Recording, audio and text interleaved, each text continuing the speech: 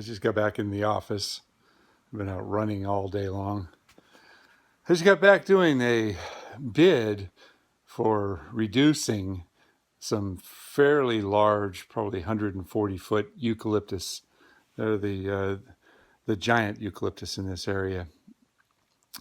And I have a bit of a problem with the recommendation that was given to this organization, this complex. Let me back up.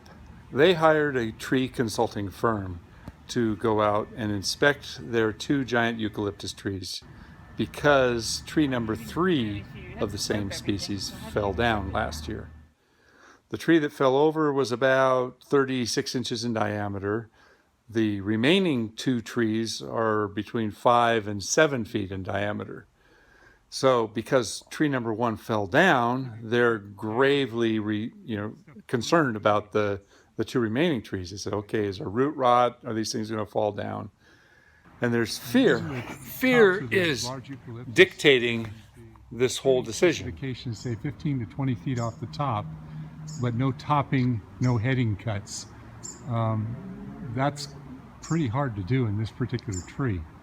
I can see way over here, maybe bringing the cut down over there, that's only about 10 feet. If we get any lower than that, that's a big stub cut. The high area up there, all the foliage is up high, and you know, we can certainly thin it out and open it up, but if we're going to try and reduce the tree overall, that's really hard to do on a eucalyptus. Not to mention that these trees are really, really hard to climb without spurs. I mean, we do it, but it's really slow, and it's really, really hard to get all the way up there. And then roping that stuff down through the tree is a nightmare. We can't do any speed lines. There's no area that we can, get stuff up and out of here. We can't get any equipment in here. We can't even get a crane to these trees. So this is really a challenging job to achieve that objective 15 to 20 feet. A, it's going to look like crap, and B, it's probably not going to accomplish very much. So, are you really wanting to do all this and not really achieve much objective?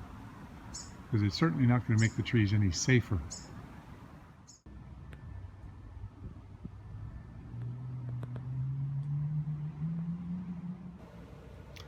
So this whole situation boils down to me saying, what am I going to do? Am I going to supply a bid based upon what they asked me to do? Am I going to refuse the job? Am I going to try to convince them otherwise?